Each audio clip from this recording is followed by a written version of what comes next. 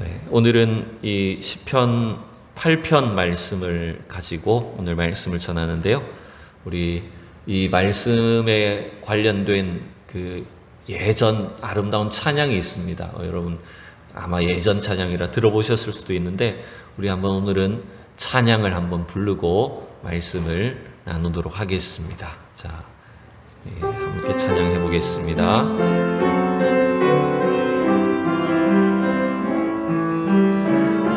우리 아시는 분들은 크게 함께 찬양해 주시기 바랍니다. 여호와 우리 주여, 여호와 우리 주여, 주의 이름이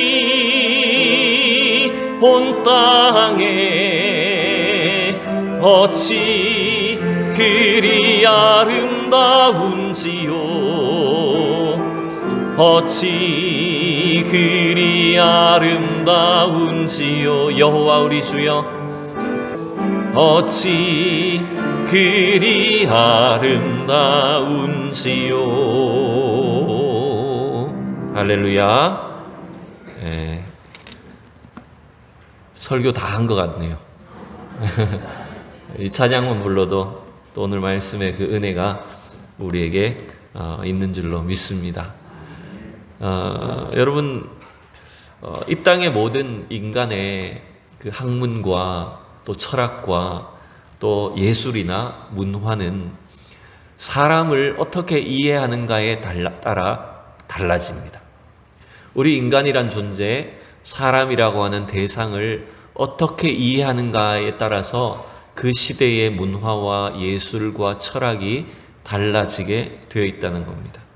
우리가 이제 찬양도 불렀는데, 여러분 우리 90년대의 그 가요 중에 이런 그 가사를 가진 노래가 있습니다. 제가 대학생 때 나왔던 그런 노래인 것 같은데 제목이 참 좋죠. 사람이 꽃보다 아름다워라는 노래입니다. 이건 뭐 제가 가요를 부르진 않겠습니다.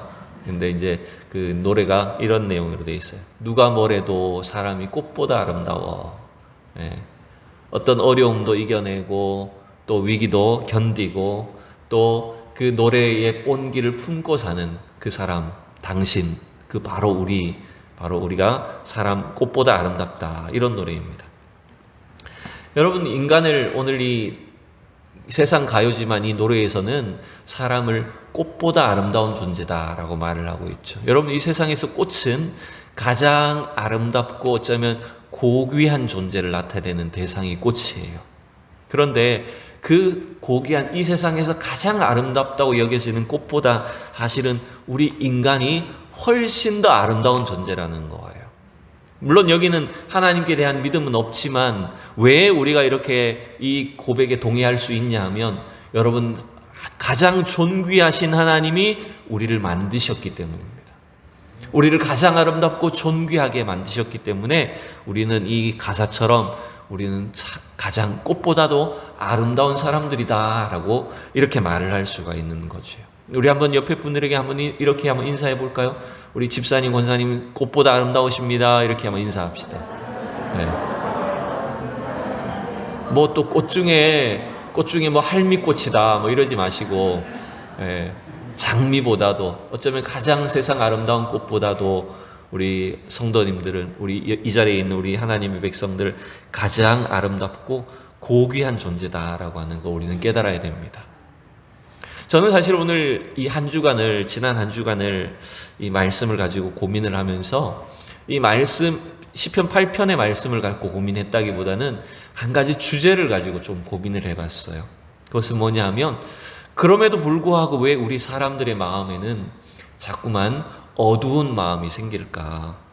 왜 우리는 부정적인 생각으로 가득 차게 되고 또 때로는 절망하고 좌절할까? 심지어는 자기 자신의 목숨마저도 함부로 해치는 식으로 왜 그 어두움의 길을 선택할까? 그런 고민들을 많이 해보게 되었어요. 여러분, 아마 여러 가지 이유가 있을 것 같은데 일단은 환경적인 영향이 큽니다.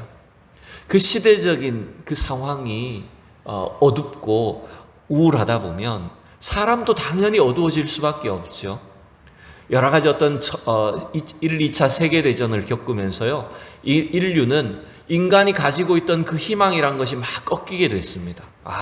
인간이 참 고귀한 존재다. 인간의 문명이 이와 같이 참 찬란하게 발전할 수 있구나라고 하는 것들을 이제 18세기, 19세기를 거치면서 기대를 했는데 그 기대가 고스란히 사라진 게 뭐냐면 2차 세계대전이었어요.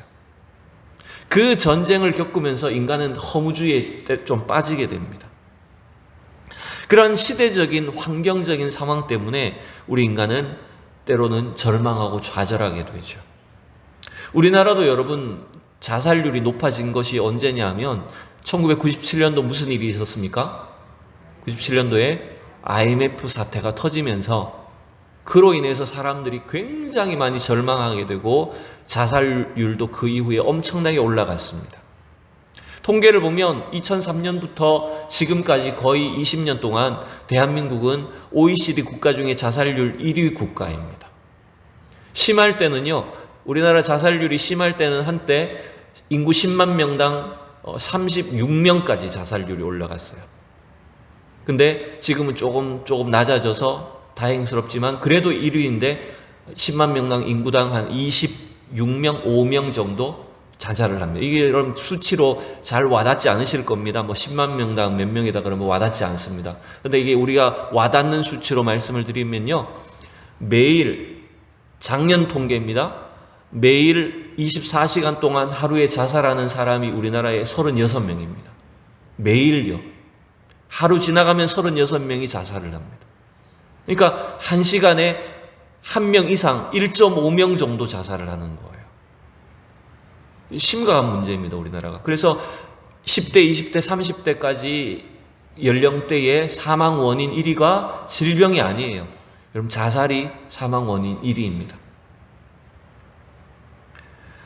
여러분, 이러한 우리 인간은 이 환경의 영향을 받을 수밖에 없고 환경의 지배 아래 놓일 수밖에 없어요. 그런 세계적인 환경도 문제가 있지만 개인의 환경, 자신의 어떤 질병이라든지 또 정신적인 어떤 문제, 또 가정 불화라든지 또 인간관계 속에서 영향을 받으면 사람은 이런 절망적인 문제 속에 빠지게 될 때가 있다는 겁니다. 두 번째, 여러분, 우리 인간을 어둡게 하고 절망하게 만드는 이유는 저는 그런 생각이 들어요. 사탄의 공격이 있기 때문입니다. 인간의 죄를 자극하고 우리를 죄 짓도록 만들고 타락하게 만들어서 사탄은 또 우리를 정죄합니다. 그래서 우리 인간이란 생애가, 우리 인생이란 존재가 아주 그냥 비참한 수준으로 떨어지게 만드는 것이 여러분 이 사탄의 공격이에요.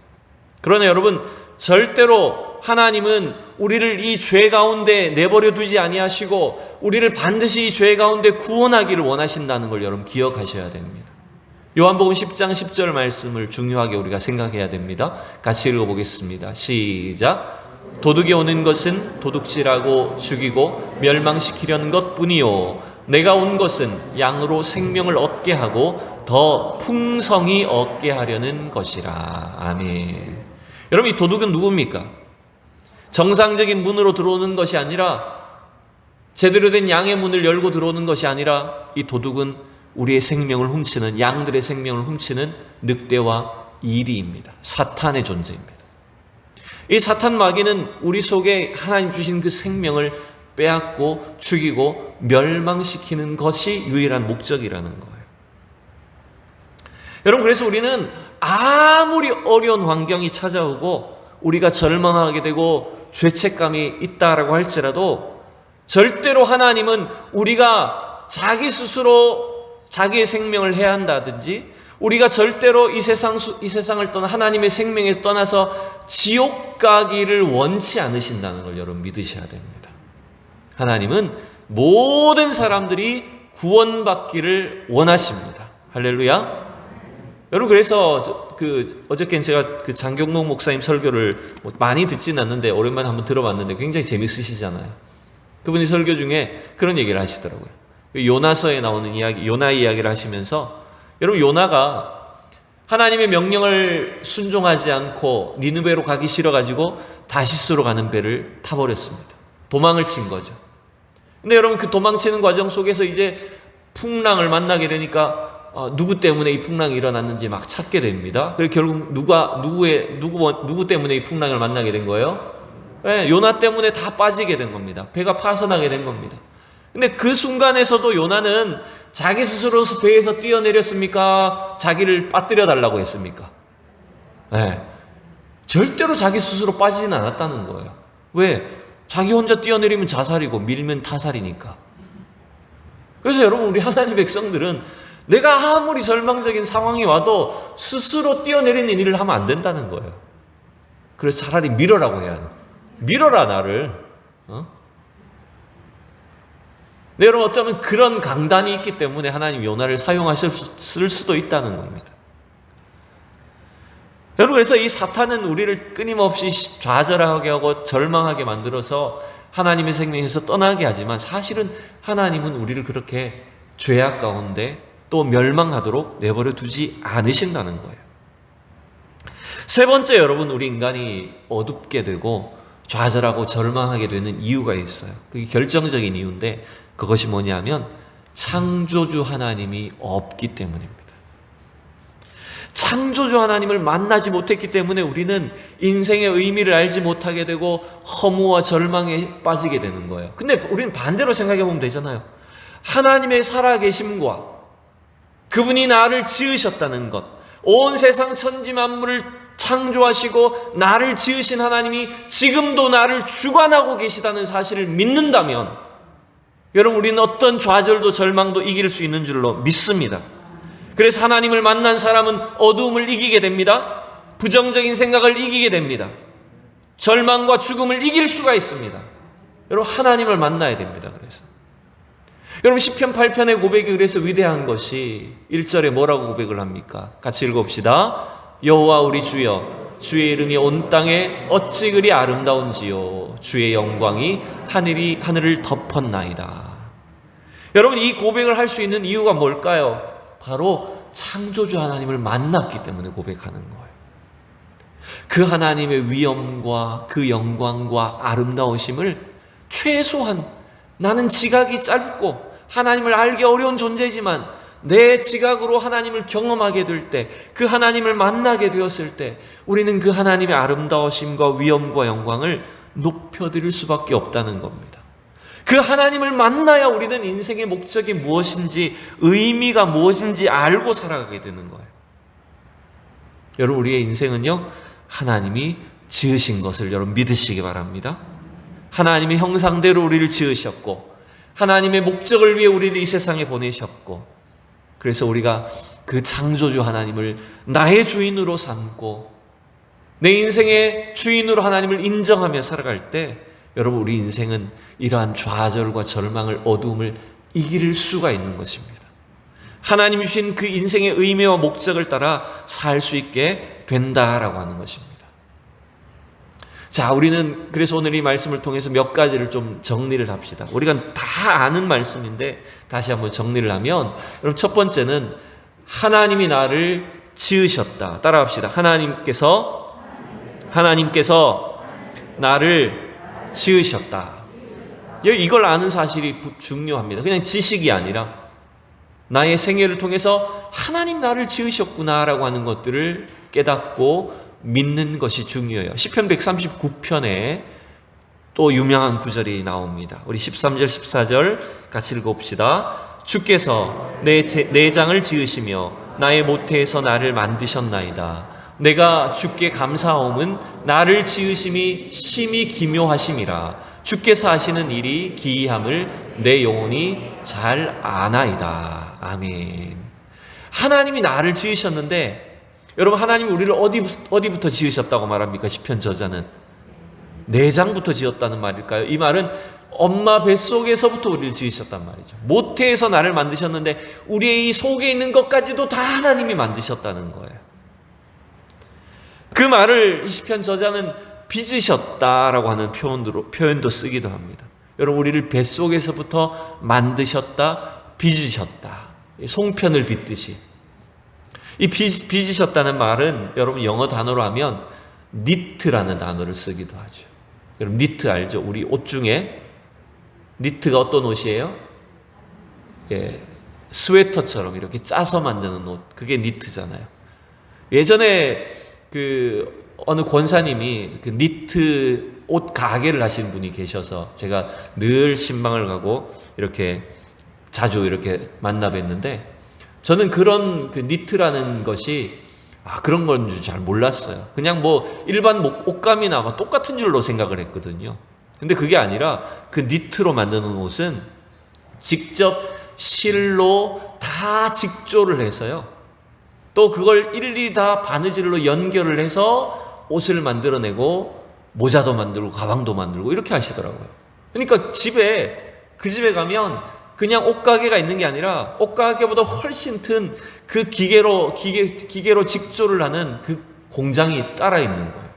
일일이 실을 다 고르고 색깔을 배치를 하고, 그래서 한 올 한 올 다 짜서 직조를 해서 제품을 생산을 하더라고요. 그게 여러분 니트예요.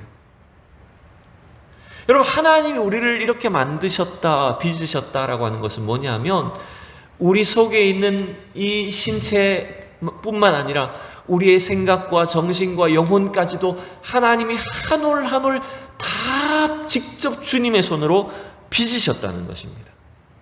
그러니 여러분, 우리를 가장 잘 아는 사람이 누구일까요? 나를 가장 잘 아는 사람은 나를 만드신 하나님이세요. 따라합시다. 나보다 하나님이 나를 더 잘 아신다. 네. 내가 나를 아는 것보다 하나님이 나를 더 잘 아시는 거예요. 내 생애가 어떠한지, 내 생각이 어떠한지 하나님 우리를 다 알고 계시고 보고 계셨다는 거죠. 그래서 여러분, 우리는 하나님이 지으신 존재로서 우리는 어떤 결론을 내려야 되냐면, 나는 하나님이 창조하신 존귀한 사람이라는 거예요.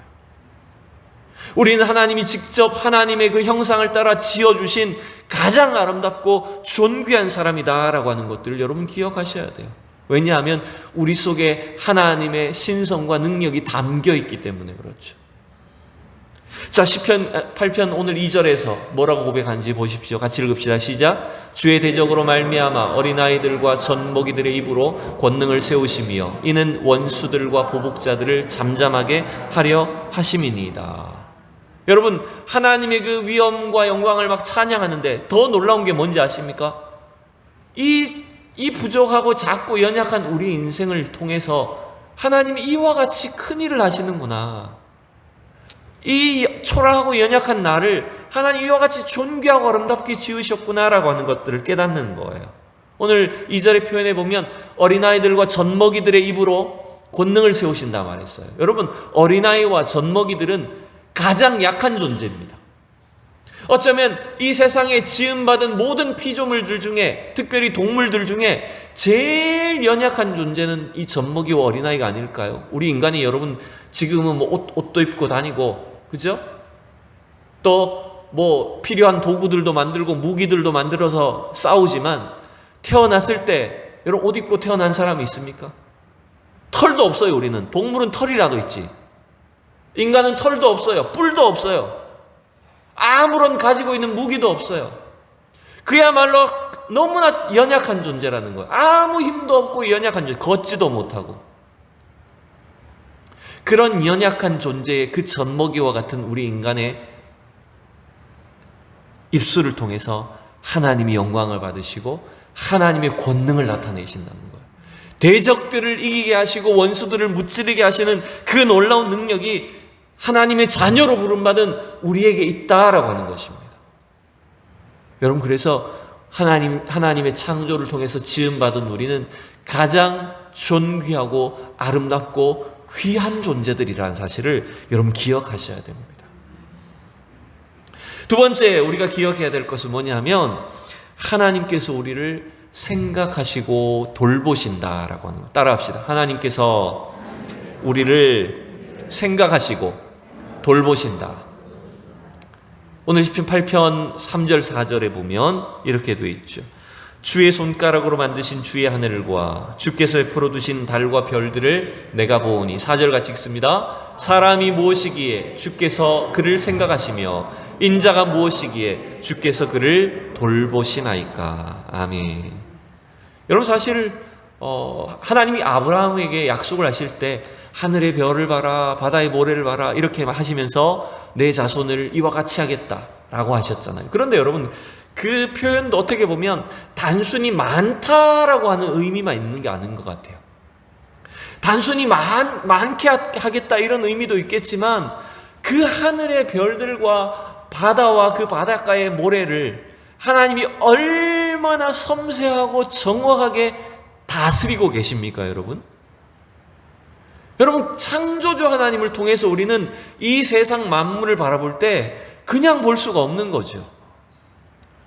그 하나님이 지으신 이 세상 만물 속에 하늘의 달과 별들과 해와 온 천체의 움직임을 통해서 하나님이 얼마나 섬세한 손길로 우리를 지으셨고 인도하시고 계시는지, 오늘 시편 기자의 표현처럼 우리를 다스리시고 돌보고 계시는지.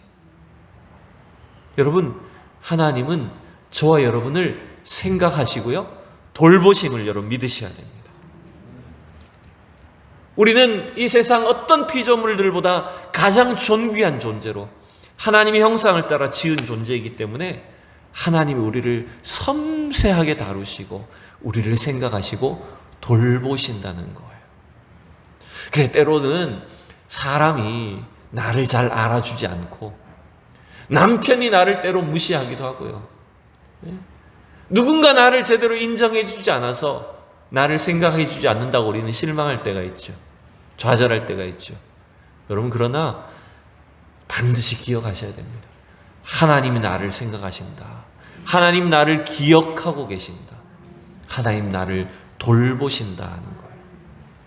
우리가 이 세상 사는 날 끝까지 하나님 나를 돌보신다는 걸 여러분 믿으셔야 됩니다. 나와 함께 하시고 나를 통해서 하나님 역사하신다는 것을 여러분 분명히 확신하셔야 돼요. 그리고 이제 더 나아가서 이 시편 저자는 뭘 고백하냐 하면 하나님이 우리를 높이셨다라고 고백을 합니다. 따라합시다. 하나님이 우리를 높이셨다. 네, 5절만 한번 읽어봅시다. 5절만 시작. 그를 하나님보다 조금 못하게 하시고 영화와 존귀로 관을 씌우셨나이다. 여러분, 이게 굉장히 놀라운 본문이에요. 예전 개역 성경 때, 우리 개역 개정판 나오기 전에 이전 성경에는 이 5절이 뭘로 되어 있었는지 여러분 기억나시나요? 그를, 우리 인간을 말하는 거죠. 그를 천사보다 조금 못하게 하시고 이렇게 번역을 했었는데 개정판으로 바뀌면서 하나님보다 못하게 하시고로 이게 번역이 바뀌었어요.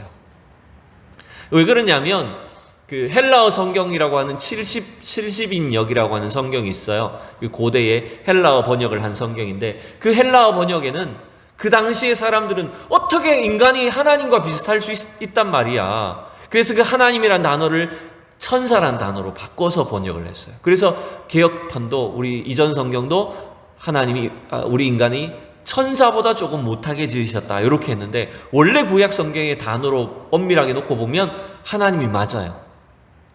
하나님이 우리 인간을 하나님보다 조금 못하게 지으셨다는 거예요. 이건 그렇다고 해서 그럼 우리가 천사가 낫냐 인간이 높냐 이걸 말하려고 하는 건 아닙니다. 어떻게 보면 천사나 우리 인간이나 비슷한 등급으로 비슷한 존재로 지었다는 거예요. 놀라운 건 뭡니까? 우리 인간이 하나님보다 조금 못한 존재다. 이 말은 우리가 하나님의 역할을 하도록 그 하나님의 통치와 다스림을 할 수 있도록 우리 인간을 이 세상의 왕과 같은 존재로 지으셨다는 거예요. 아담 하와를 이 세상을 통치하는 왕과 같은 존재로 지으셨다는 거예요. 그래서 굳이 여러분 서열로 따진다면 우리 인간은 자연 아래에 있는 게 아닙니다. 때로 세상이 사람들이 말하기를 자연이 우리 인간의 어머니라고 말하죠. 인간의 어머니를 자연이라고 이렇게 말합니다. 여러분, 그거 틀린 표현이에요. 자연은 우리 인간의 밑에 있는 것이에요. 우리는 하나님보다 조금 못한 존재로 그런 존귀한 자로 우리를 하나님께서 지으셨다는 말입니다. 그렇다고 해서 우리가 그러면 하나님과 내가 대등하다, 하나님보다 이제 내가 맞짱 떠야 되겠다, 뭐 이런 교만한 마음을 가지라는 건 아니에요. 그것이 아니라 우리 인간에게만 하나님이 갖고 계신 특별한 지혜와 은혜를 우리에게 주셔서 그 하나님의 통치, 하나님의 역할을 이 땅 가운데 감당하도록 우리를 지으셨다는 것입니다. 여러분 믿습니까?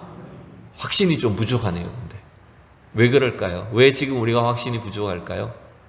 그것은 바로 우리가 죄인이기 때문에 그래요. 근데 하나님께서 그런 왕과 같은 존재로 지으셨는데 우리가 이 확신이 부족한 이유는 뭐냐면 아담 하와의 죄로 인해서 우리가 타락한 존재가 되었기 때문에 그 자리에 잘 이르지 못하는 겁니다. 여러분 이 말씀이 그래서 가능해지도록 하신 분이 누구냐 하면 이 땅에 오신 예수 그리스도입니다. 여러분 왕이신 예수님이 우리 죄인된 연약한 인간의 몸을 입고 이 땅에 오셨어요. 그래서 우리 인류의 모든 죄를 십자가에 지시고 그 죽음의 자리에까지 낮아지셨죠. 그런데 하나님이 그 예수님을 어떻게 하셨을까요? 예수 그리스도를 부활하신 예수님을 높이셔서 모든 무릎이 그 발 아래 꿇게 하시고 그 예수 그리스도께 왕 되신 주님께 복종하도록 하셨잖아요. 근데 여러분 놀라운 게 뭔지 압니까? 예수를 믿는 저와 여러분은 그 예수님과 함께 왕의 자리에 등극하게 해주시는 거예요. 왕 같은 제사장이 되게 해주시는 거예요. 예수님과 형제 자매가 되어서 이 세상을 다스리는 권력, 무력을 통해서가 아니라 복음으로 이 세상을 다스리는 그 놀라운 영광과 특권과 은혜를 우리에게 주셨다라고 하는 것입니다. 여러분 이 시편의 고백이 사실은 그 일을 미리 내다보고 고백한 거예요. 자 보세요. 6절 7절 이하를 보시면 주의 손으로 만드신 것을 다스리게 하시고 만물을 그 발 아래 두셨다 그랬잖아요. 또 소와 양과 들짐승 공중의 새와 바다의 물고기와 바닷길에 다니는 것들 이 모든 세상 만물들을 우리 발 아래 우리가 통치하게 해주셨다는 거예요. 그 통치가 어떻게 가능해지냐? 예수 그리스도 안에서 가능해지는 것입니다. 여러분 우리는 예수 안에 왕같은 제사장인 줄로 여러분 믿으시기 바랍니다. 우리의 신분이 그와 같이 높다라고 하는 거예요. 주님이 우리를 이렇게 높여주셨다는 거예요. 여러분 이 사실을 알 때 우리를 자꾸 어둡게 하고 좌절하게 하고 절망하게 하는 생각들을 이길 수가 있는 겁니다.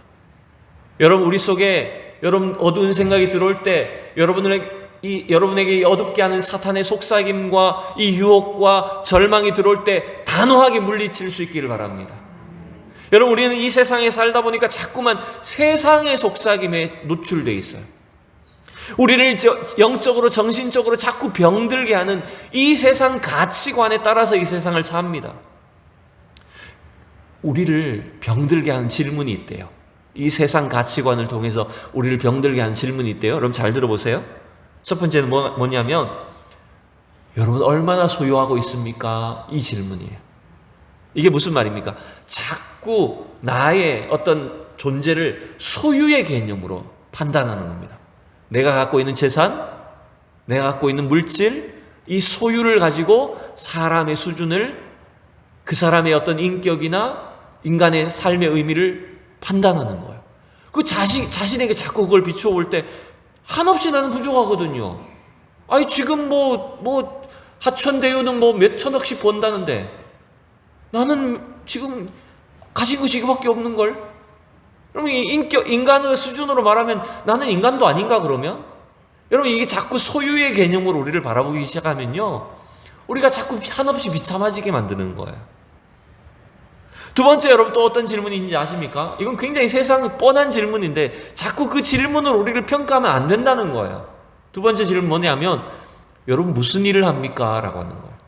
단순히 어떤 직업이나 자기 어떤 그 직장의 문제가 아니라 그걸 가지고 사람을 평가하고 잣대를 가지고 있을 때 비교하고 열등감을 가지게 될 때 여러분 자꾸 우리의 수준을 우리의 영적으로 정신적으로 어둡게 만드는 거예요.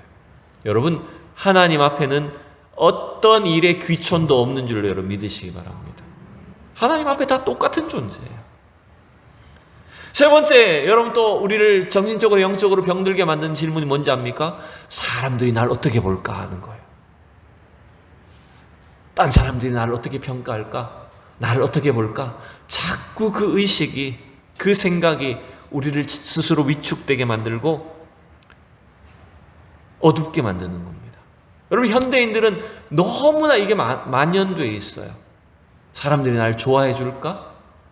SNS를 통해서 얼마나 나를 팔로우해 줄까? 우리 어른들을 잘 모르죠.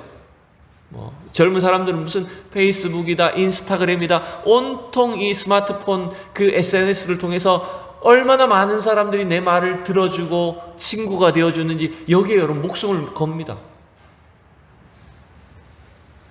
저도 설교하고 나면 조회수가 얼마나 나오나 신경 씁니다.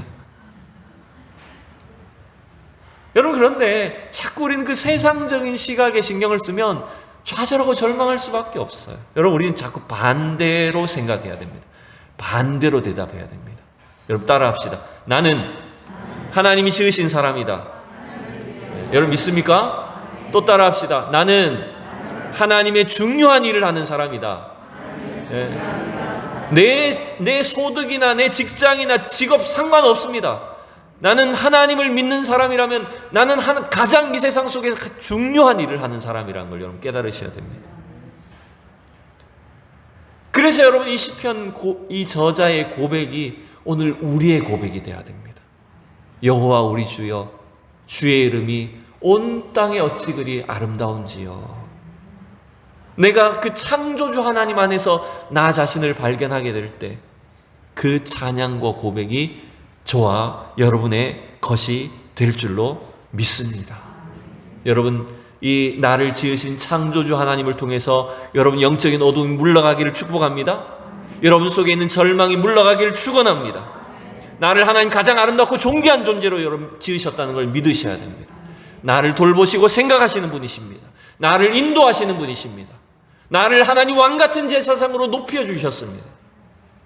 오늘 이 사실을 기억하고 오늘 그 주님의 명령을 따라 담대한 신앙을 가지고 이 땅을 향해 나아가는 우리 성도들이 될 수 있기를 진심으로 축원합니다. 기도하겠습니다. 하나님 아버지, 창조주 하나님, 나를 지으시고 나를 돌보시고 우리를 존귀하고 아름답게 지어주셨으니 참으로 감사합니다. 오늘도 우리는 이 세상 속에 우리를 좌절하게 하고 어둡게 하고 절망하게 하는 그 영적인 어둠 속에서도 창조주 하나님을 통해서 담대한 믿음을 갖게 하여 주시옵시고, 어둠이 물러가게 하여 주시옵시고, 악한 사단 마귀의 세력이 떠나가게 하여 주시옵시고, 하나님의 능력으로 충만하게 하여 주시옵소서. 그래야 담대한 이 믿음을 가지고 하나님을 찬양하며 이 세상 속에 당당히 걸어나가며 하나님 복음으로 이 세상을 다스리며 통치하는 주의 백성들이 되게 하여 주시옵소서. 살아계신 예수 그리스도의 이름으로 기도하옵나이다. 아멘.